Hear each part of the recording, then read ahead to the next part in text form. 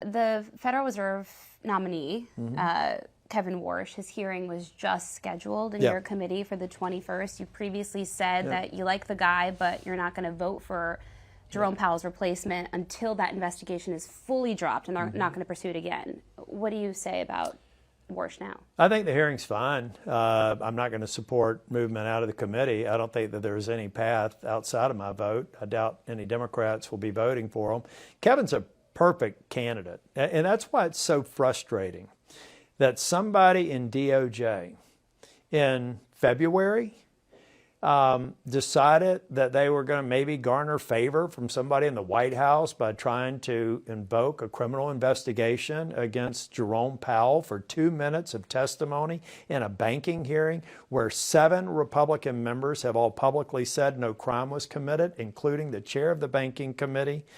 Normally, if you think you've been lied to in a committee oversight hearing, then one of the members or the chair will make a referral and say, we want to get this investigated. That didn't happen. Somebody over in DOJ, I really believe, think that they were doing the administration a solid by playing gotcha and making them think that maybe this would force Jerome Powell to resign. I'm glad he didn't. And the reason that I made the statement I did on the Sunday night when it became public is I didn't want the markets to open up on Monday morning thinking that suddenly our independent Federal Reserve serves at the pleasure of any president. And that's why I made the statement that I did, and I stand by it, and I will until the investigation is wholly and completely and transparently ended. Again, this investigation is premised on 2 minutes of testimony in the committee hearing. We were at the scene of the crime. The prosecutor wasn't. 7 members suggested no crime was committed. What more do you need, prosecutor?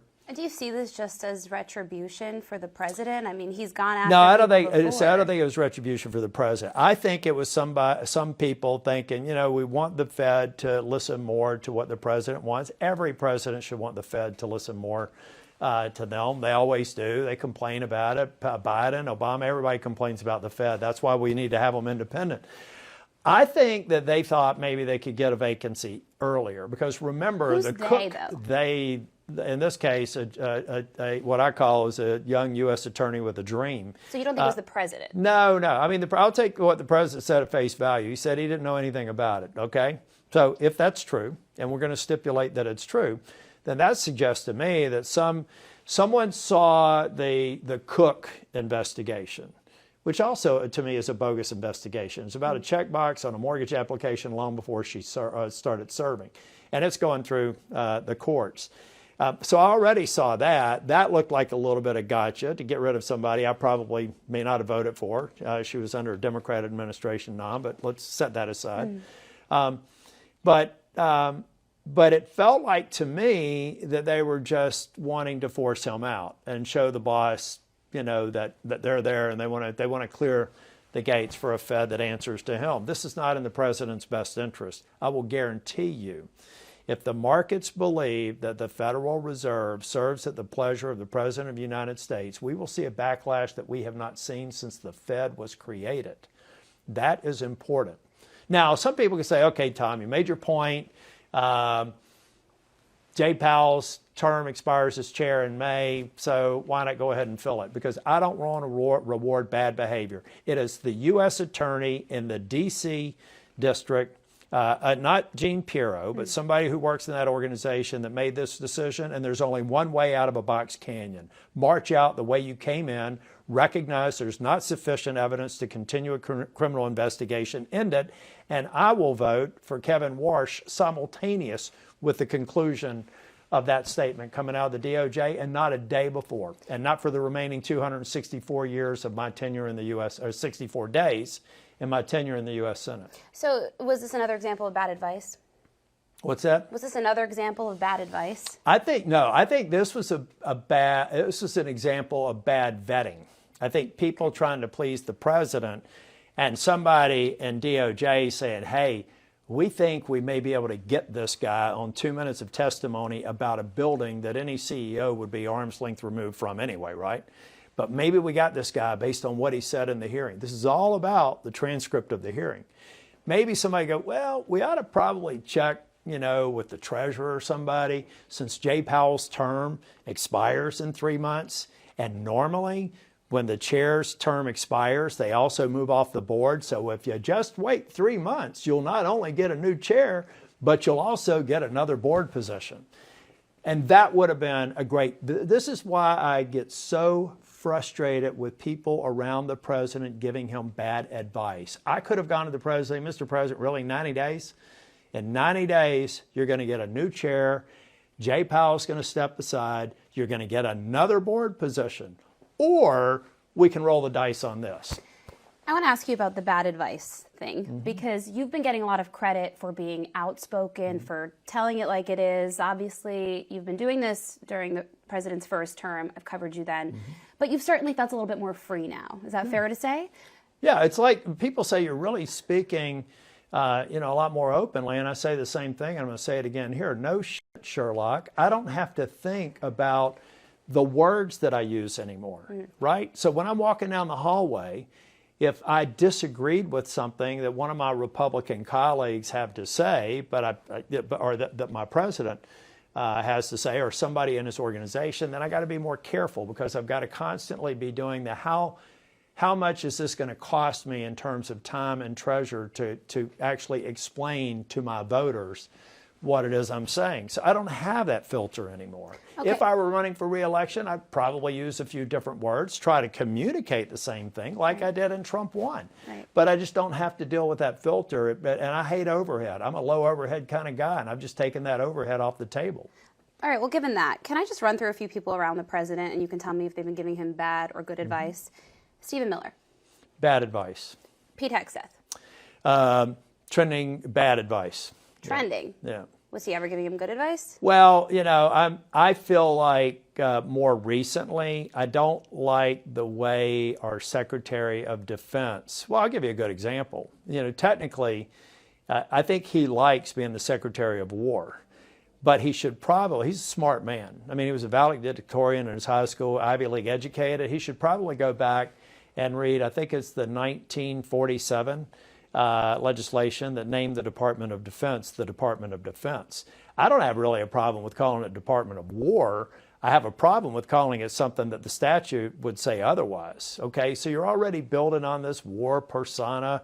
But, the United States is not a warmonger. We go in and try and end wars. We try not to start them, right? And I thought that that's just an example of where he gets caught up on the war thing and him being the top warrior. I think some of our best secretaries of defense are people who, the American people, very few of them even knew their name. They worked quietly. They were very experienced. They relied on the generals and the deep knowledge of this department. And I just don't feel like Mr. Hegseth is there. I think he likes being front and center, and I think he likes to make decisions unilaterally that concern me, because these generals, some of them that he's released recently, are remarkable human beings, and they have been lifetime servants to this country. And dismissing them when your own span of control before you became Secretary of Defense was maybe a unit of 30 or 40 soldiers, and I give him a lot of credit for being a trigger puller, but there is a huge difference between managing a forward deployed unit and managing the largest and most complex organization that we have in the U.S. government, which is the largest and most complex government organization that's ever existed. He's recently held up military promotions. There was reporting that it was based on race or gender. I mean, we know he's tried to weed out DEI at the DOD. I think what's odd about that is, in my time here, 11 years, I have never, ever, and if I'm wrong, post it on a website and I'll see it, ever seen the Secretary of Defense go to that level of detail, which is another example of maybe he's just not accustomed to working at the executive level.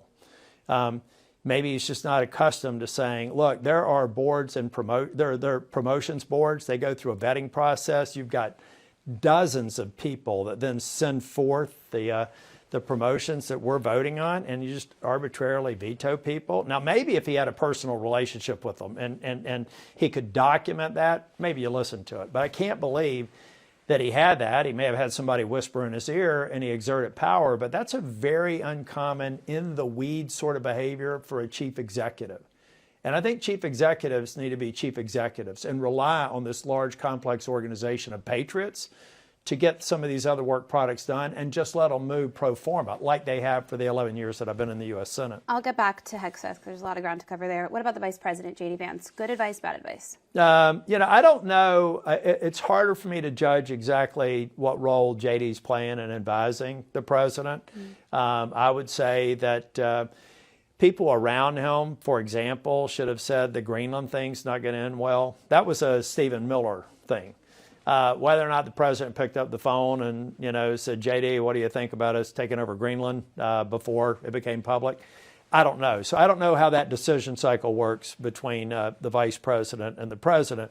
But these people assigned with specific duty areas, I expect them to weigh in on anything that's in their area of responsibility. Tulsi Gabbard, good advice, bad advice? Gabbard is kind of like no advice. I mean, honestly, I just haven't seen her around. I see Ratcliffe doing a great job. I have a lot of confidence in Ratcliffe. I just haven't seen. I can't judge her because I don't know of any specific work product that she's been responsible for in the time that she's been confirmed. Is that unusual? She's the Director of National Intelligence. It seems odd to me, but I'm not on the Committee of Jurisdiction, so I'm just trying to figure out what the value added is. When she was in my office before the confirmation, I said, I'll be honest with you, I'm beginning to wonder if the way that you could be successful is to build a case to eliminate your organization. It's only been around in this century, and it came out of the aftermath of 9/11. And it was necessary because we clearly had lapses there. But maybe your task should be eliminating the need for your job and figuring out all the other agencies that you're integrating, how they take responsibility for that which you're controlling right now. And not a lot of work on that either. At one point, it sounded like it resonated with her, but I really haven't seen any work product. What about Kash Patel? I think Kash, I've supported Kash. I supported him in the committee. I think on the whole, Kash is okay. I think he's satisfied my expectations. I just feel like, again, I think some of our greatest heads of agencies have been people that most Americans never knew. They just put their head down, did their work, gave all their agencies a lot of credit and moved on. I think he's gotten a little bit more attention than I would have expected him to. And about the only thing that I felt like, I kind of wish he hadn't done it, as exciting as it would have been to me personally, as with the hockey team during the Olympics. I just don't, I think about, how I would look at that. He's the director of the FBI. Is that really the sort of image that we want to project for the director of the FBI? But outside of that, I think Kash has been fine. He's constantly hammered. I've gotten to have more of a personal communication with him, and I have confidence in that Kash. He's constantly hammered? I'm saying he's hammered by the press. Oh, Everybody's okay. crazy. Y'all use some of the meanest pictures around him, Just wanted to clarify. to kind of characterize him as a crazy person. I don't think he's a crazy person, but I do think there are some things that we just want our brand and we want our image to be impeccable. And so we sometimes do things that take us away from that. Look, I'm going to work hard to defeat Democrats between now and November. I've worked hard for 20 years to defeat Democrats. And it led me to be Speaker of the House and be a U.S. Senator. And so people shouldn't view me as being critical and a circular firing squad. They should view me as somebody that is trying to optimize our chances in November and in the future, because I have a vested interest in that. On the people that the president has around him, you call it bad advice. Mm-hmm. You've named a few people that you wouldn't put front and center. To be fair, the president has said multiple times he likes people who are out of central casting. So clearly he doesn't want the heads of these agencies to be behind the scenes, as you explained. Yeah. When does it come to a point, though, where it's the president, who's the executive, who is essentially hiring these people to be around him? When does the blame Well, I think you start fall making on him? moves. I think that the decision to have Noam move out of Homeland Security was a great decision on behalf of the president. I think he should take a look at other outcomes from these people. I'm not a central casting guy. God knows I wouldn't be from central casting. But I think the president is going to do well by having a few people who could almost be like court jesters of the Middle Ages or the dynasties, people that could really just open up and unload. I think people are pulling punches and not giving the president their best advice, even when it may not be well received. And that could potentially hurt our brand and hurt our message going into this election cycle. And that is what bothers me. It bothers me, for example, that the failure of Kristi Noem and deportations have actually cost, I want more people deported who are here illegally. But her overreach and poor execution has made the process of deporting more people a bit slower. I think we'll get back onto pace. I want people to execute, and I hate failed execution. It drives me crazy to see so many wins that this president should be able to claim credit for to go to the wayside. We're not talking about the fact the president shut down. We're not reminding people of the caravans of thousands of people saying, we're coming to the United States, and Joe Biden saying, come on in. We're not counting the nearly 700,000 gotaways that clearly had criminal record. They paid a premium to avoid Border Patrol. You go to the border, you walk across the border, say, I'm claiming asylum. That's how it works, rinse and repeat. These people paid a premium to come here in the Biden administration. Now they're in our society. But instead of going after them, Noem just wants to get the numbers because Stephen Miller told her numbers matter. And then we start deporting people that we shouldn't have, and we're certainly not deporting the most dangerous people. Why do you think my answer from Kristi Noem on tell me of the 500 encounters in Charlotte, the so-called Charlotte's Web operation, I never got a response? Don't you believe that as Kristi Noem had been able to find murderers and rapists and thugs and everybody else that I know are out there should be deported? Don't you believe if she had that information, she'd want to publicly embarrass me by publishing it and say, shame on you for even asking me? And yet that information request didn't get filled in her tenure. In fact, 30 minutes before the hearing, she told me she wasn't going to answer that question. That is failed execution. That's what I'm about. I wish that she'd come back and said, yeah, it was a little bit disruptive, but you know, out of those 500 encounters, we had 100 people that were horrible that we were able to get out. We inconvenienced some other ones, but if you go after and you find that many, then you've got my attention. Should the president fire Pete Hegseth? That's up to the president to decide. It's my job. If you were giving him advice. It's my job to communicate to him the areas where I believe we can perform better. And that kind of communication is something that is by and between me and the president. And I still communicate with him frequently. Do you think that he is the reason that you're not running for re-election? Hegseth? President Trump. No. Look, I was already in the process of, trying to make the final decision on running for re-election, and it wasn't trending in the right direction, to be honest with you. What weighed on you? I don't know why everybody thinks that once you get up here, you have to stay here forever. What weighed on me, I mean, after my first re-election, I don't know if I told my staff in detail, but I wasn't convinced I was going to run again. As a matter of fact, in August of 2019, I changed my ringtone to John Mellencamp's I'm Not Running Anymore. Because after my family vacation, I've decided, one term was good enough.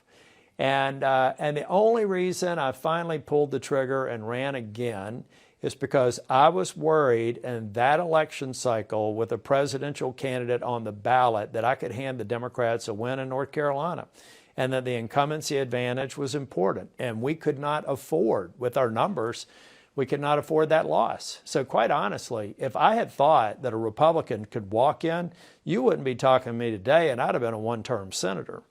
And so looking ahead, it was already like, I'm not this person that just defaults to it. I was making decisions. The filing date was in December.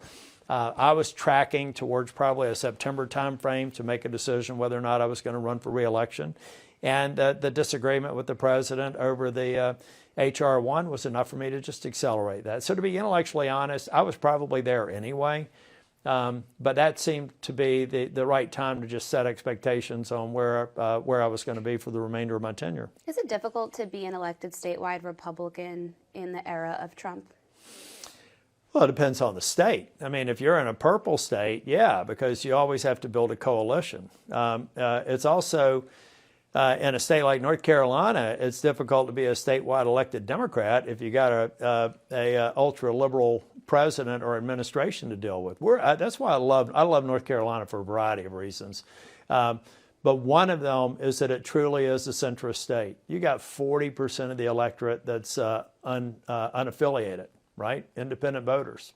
And almost equally divided 30-30 among Republicans. So if you cast an extreme tone, or if you're running as an extreme candidate, you're likely not going to win an election statewide in North Carolina, regardless of which party you are. Because you brought it up when you were trying to figure out what to do during your first term, do you think that you deciding not to run for re-election, Michael Whatley is the Republican candidate that's going to go up against Roy Cooper, do you think that increases the risk for a Democrat to win your seat?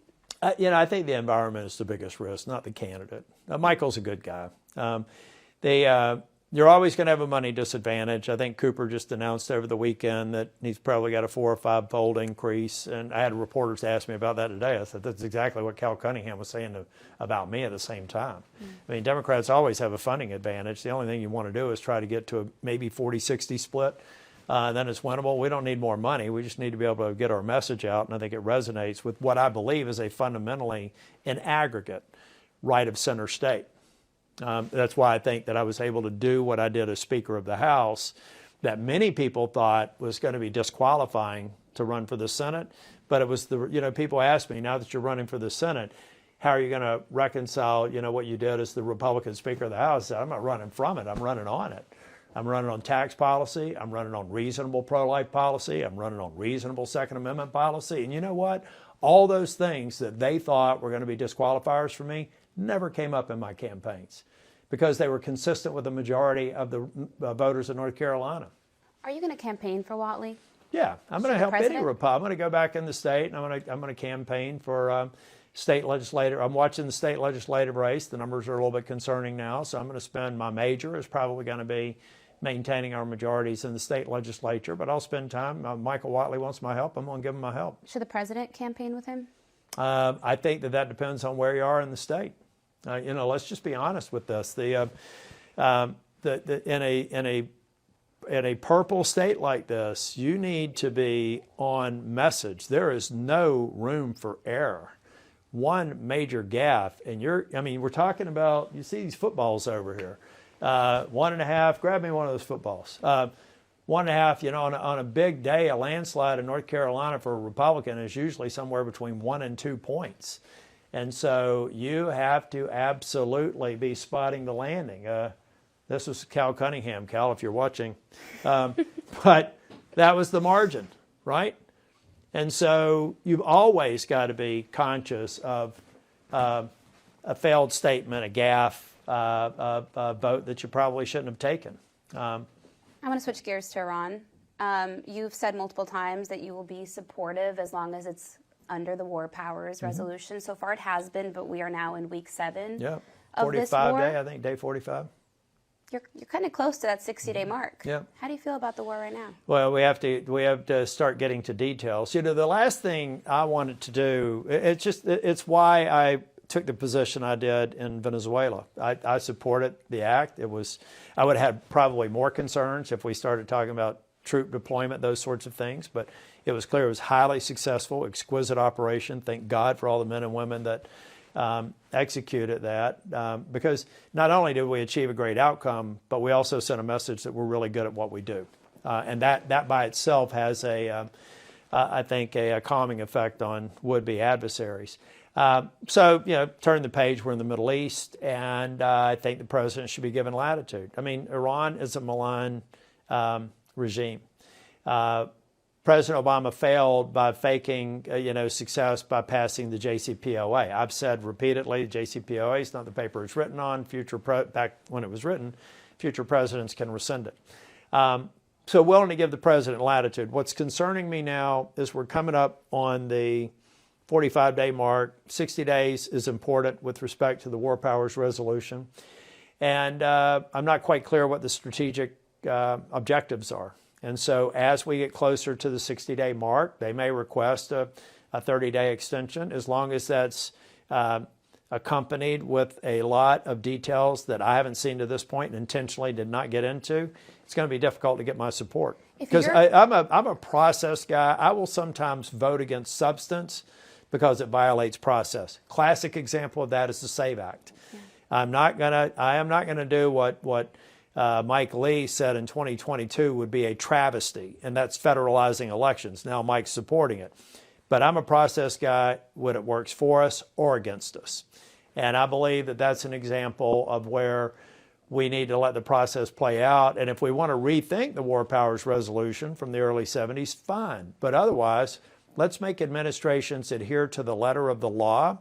It's always hard when your party's in power, but I'll guarantee you they'll regret it when the other party's in power if they make that exception because it's politically expedient, similar to the way Mike Lee's making an exception that I thought would never come out of his mouth based on what he said on the Senate floor back in 22. Well, the president's put a lot of pressure on you guys to pass this. The base has been, I don't tell you, calling, harassing. Oh, we've got death threats, everything, yeah. Particularly Leader Thune. But don't you blame the president for doing that? I mean, he essentially forced you guys to take something on that he knows. No, I don't blame the president. Look, the president, and Pat McCrory's a dear friend of mine. He was governor after my first term as Speaker of the House.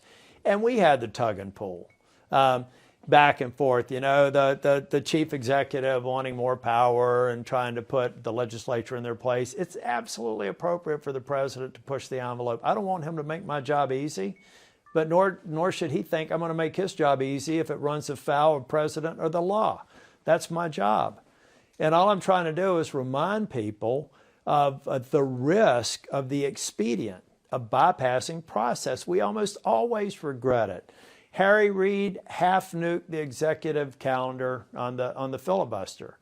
Mitch McConnell famously went to the floor and said, "You're probably going to regret that, and maybe sooner rather than later." And then we got Neil Gorsuch because Mitch McConnell did exactly what he envisioned. He's a long game sort of person.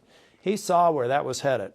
So every time we break precedent, I tell my colleagues who are talking about it and one or the other, I said, as long as you own this, yeah, I hope that I live to a ripe old age, mainly because I want to see my grandbabies grow up. But in part, it's because I want to say I told you so to some of these people who think that it's not going to have a long-term impact on some of these process changes, and I think that they will, and I think we'll live to regret it. What happens, though, when the only people willing to challenge what is happening, whether it's a Democratic president, Republican president, Kyrsten Sinema, Joe Manchin, Rob Portman, you, all the people that are in the center willing to challenge their party, you guys are all leaving. Well, you don't. The populist environment that we're in right now makes it very, very difficult. How do you fight the fight not being in the fight? Well, I think you can. I think there are other members that do it, but again, because they're running for re-election or they're positioning for re-election in the future, they just have to. They naturally have to be more conscious of it. You know what all martyrs have in common? They're dead. They're dead. I've heard you say it. I'm not going to That's right. And political martyrs, the same thing. I don't expect somebody to martyr themselves on any one issue if we can get to a good outcome. So everybody wants everybody to jump off the cliff. I don't. I want people to get reelected. I especially want more Republicans to get reelected than Democrats. But we have to have people who care about this institution. I was on a podcast or interview or something yesterday, and I think I shocked some of these people by arguing that I've been here for 11 years, and I don't think I've seen the Democrats take the first difficult bipartisan vote. Correct me if I'm wrong. Not a bipartisan vote that gets like 80 members. I'm talking about a real bipartisan, a vote that's probably going to get you censured or admonished by your state party or county parties, breaking away from what the leadership wants. I've seen Republicans do that. I haven't seen a Democrat do that once in 11 years. And I believe that proves that there are some courageous people who are willing to do it on the Republican side. I've got at least a couple of examples. I could go to the bipartisan infrastructure bill. I could go to respect for marriage. I could go for the Safer Communities Act and see some really courageous Republicans do it when they knew that members of their own party were going to be critical. I have yet to see some of these people who claim to be bipartisan take a tough vote like that on the Democrat side and honor this institution. And the reason that I brought that up in this podcast is that I had to remind everybody when we were working hard to speak truth to the president that we were not going to nuke the filibuster, and 61 of us signed a letter in his first term.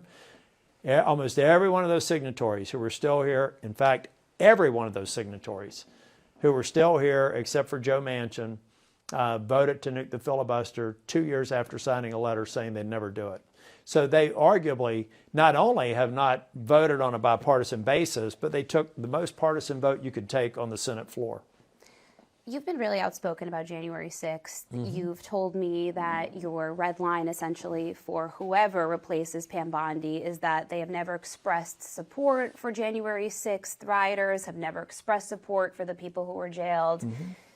Why is that your red line?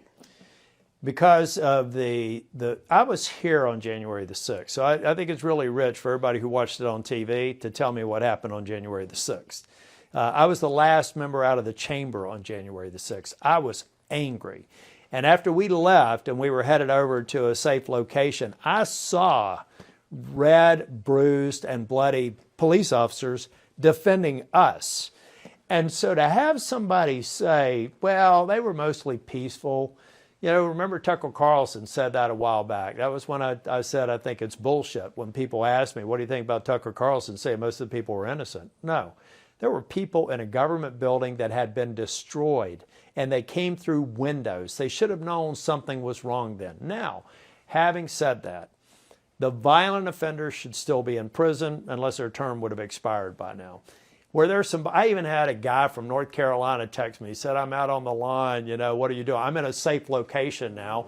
They're having a party on the line, and I'm saying stay away from the Capitol. Now, were there some boneheads that went in there because it looked like there was a line forming? Sure.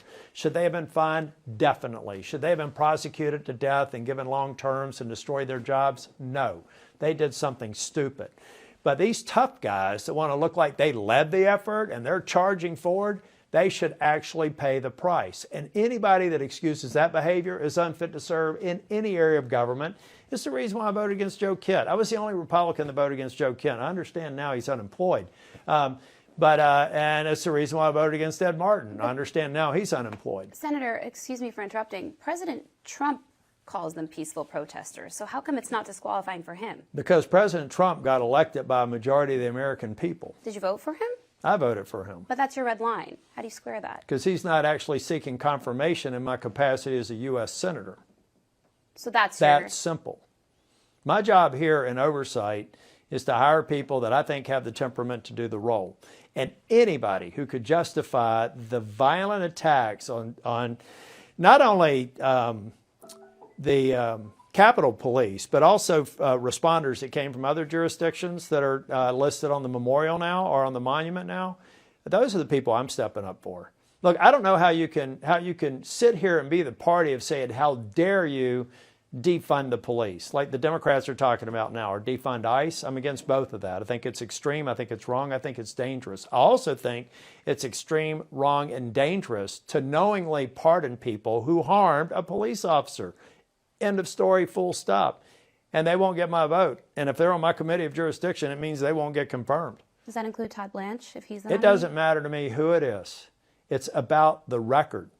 If you have a record of condoning, now if you come back to me and say, read the record, what I said was a lot of people got hyper-prosecuted, over-prosecuted by the Biden administration, said, great, tell me who they are. You're absolutely right. They served enough time, they learned their lesson, they're not likely to do it again. But you're talking about some of these people that actually harmed, physically assaulted a police officer.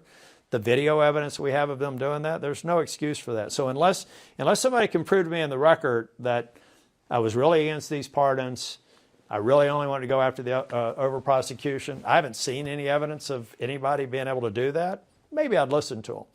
Otherwise, it's just a waste of their time in the committee, unless they can get a Democrat to vote. I'm just one vote on the committee. Are you worried that when your time is up, there will be nobody else in the Senate that will have that bar for January 6th? Well, on J6, I don't know. I have to leave that to other members. Is there anybody else that feels the way you do and is willing to publicize it? I think it was just very personal to me. For some of the members on the floor that day, I can't imagine why they wouldn't have the same reaction. But I'm a binary sort of person, and I've just concluded there is nothing anybody could say that's going to change my posture on anybody who equivocated on January 6th being fundamentally wrong. For confirmation of the U.S. Senate. That was going to be my follow-up. Can I go back to Iran? If the president and the White House can't articulate to U.S. senators what the goals of their war is 45 days in, how do you expect your constituents to know why we're currently in Iran and why their gas prices are jumping 38%? Well, they would have to be psychics, right? I mean, they would have to possess information that hasn't been shared publicly, and I think that we have to have that information to sustain it going forward. Look, I think the one thing about the Iranian people, if you take a look at the JCPOA, it took Obama almost 5 years to make that happen, right? It was a lousy deal at the end, but it took 5 years to get a lousy deal done. If the president's trying to get a good deal done, I don't see that happening in 10 days. And I certainly don't see a deal that would be reduced to writing, that'd be subject to Senate, or basically rise to a level of a treaty, being done quickly. And so I think that we can help the president by building a case for why we have to have assets in the region. It's very different. I don't think that we're at a point now to where the president is going to make a request for sustaining a shooting war.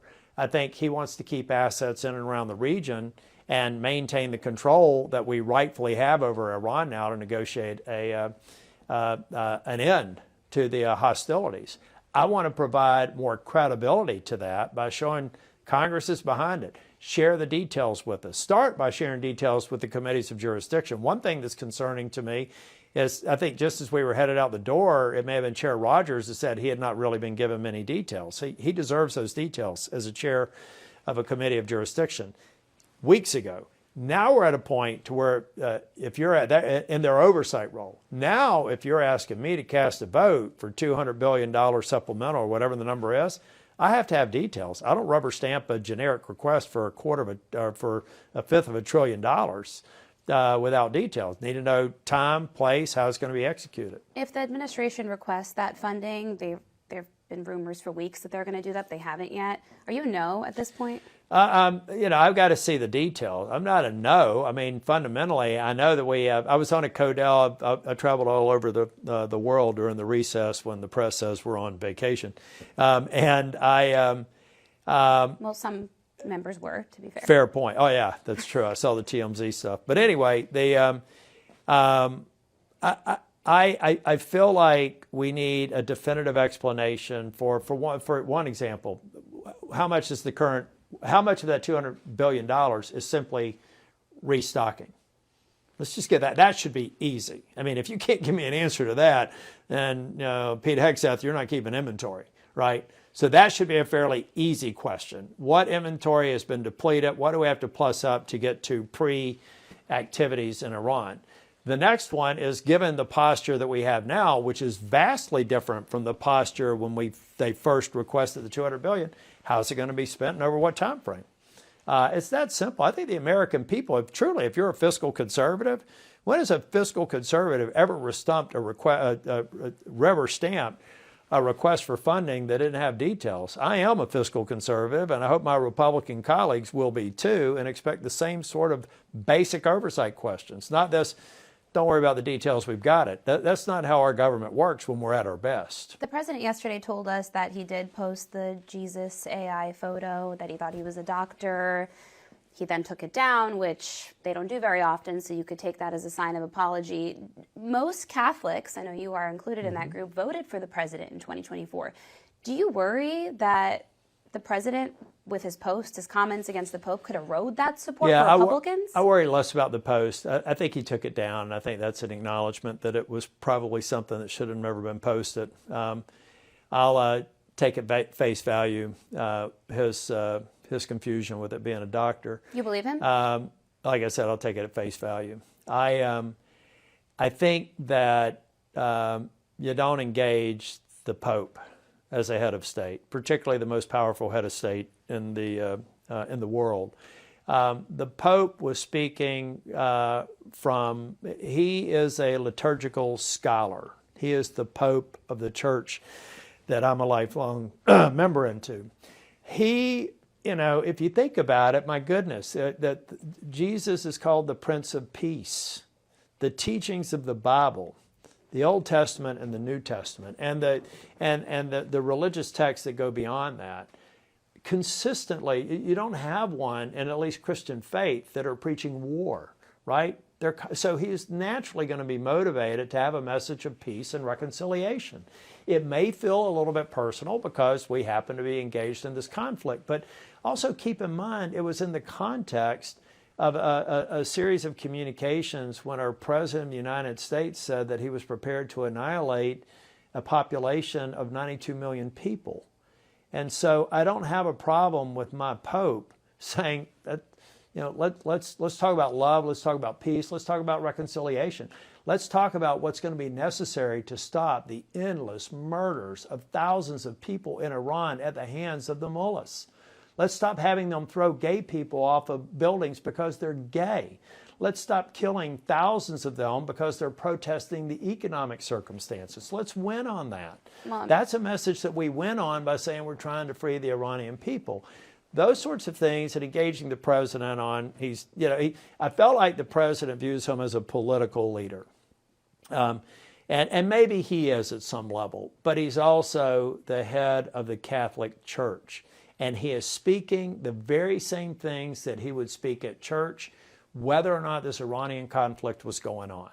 And to say soft on crime or soft on the border, that's what you say to an opponent in the next election or, maybe a presidential or prime minister candidate in some other country, but not to the Pope of the Catholic Church. Do you think the president should apologize? I'll leave it to the president to decide to apologize. I, for one, think apology is an underused art in politics. I think it's actually something that's very, very invigorating when you get used to it. When you're wrong, or if you made a mistake, or maybe it was just a misconception, just get past it. Move on. This president has done so many positive things that I want to focus on. I hate, like this interview, let's talk about the tax cuts that are going into place. Let's talk about the fact that the border is secure. Let's talk about the fact that we are getting, for the first time in almost 50 years, the NATO members to pay their fair share and actually making our mutual defense greater. Let's talk about some of the green shoots of the economy. We're not talking about that because we're setting ourselves up for other criticism, some right, some wrong, some exaggerate it, but let's be disciplined. It goes back to execution. We have a very tight lane to swim in between now and November. We have to be pitch perfect. We have to execute. We have to think only, in my opinion, about the priorities of the members of the U.S. Senate who are up for re-election and the priorities that will get them re-elected. Everything else is noise, and everything else is a threat to good execution. What was your reaction when you saw the president's post, multiple of them calling for the annihilation of Iranians? Actually, I didn't even get a chance to react. I got a flood of text from people that were very concerned. And your constituents? I immediately, everything from constituents to friends to family members, just people going, what's going on? Because, that was pretty profound. Iran is a nation of almost 92 million people. And people, I think sometimes the president, to be fair to him, I think sometimes the president may underestimate how literally people take him. And see, I think even the press wants to. Do I really believe that the president wanted to annihilate 92 million people? Obviously not. But he was asked about this on Sunday, and he said he doesn't regret it because it got the Iranians to the table. Well, that's what I mean. But that proves the point. That I don't think that he had any intention of destroying civilization. I think there are a variety of reasons why that would never happen of Iran. But I think if I were coaching him, I'd say, Mr. President, people believe literally every word that comes out of your mouth. Will you ever return to politics? No. Why?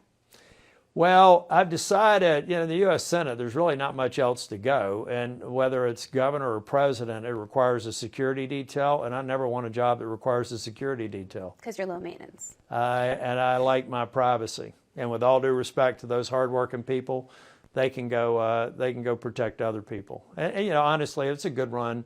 A little bit longer than I expected, and didn't get here by some sort of grand design. But I'm looking forward to getting back in business. I'm 65. I'll probably work for another 8 or 10 years at pretty much the pace I'm doing now, if I can find the right opportunity. And I'm looking forward to that chapter. I'll still help. I'm going to still work hard to get Republicans elected. I'll raise money for them. I'm going to do everything I can in the future, because I really do believe in conservative ideology. I believe in believe in free markets. I believe in federalism. I believe in the roots of the Republican Party. I think we've drifted a bit now in our populist era, but I'm going to work really hard to get candidates who believe in free markets, limited government, federalism, get them elected, because I saw what happened when we got the state turned around, and I want that same sort of outcome for the nation going forward. So I'll be playing a political role, but I'll be doing it from the bleachers, not on the field. We thank you for watching, and remember, stay updated on breaking news and top stories on the NBC News app, or watch live on our YouTube channel.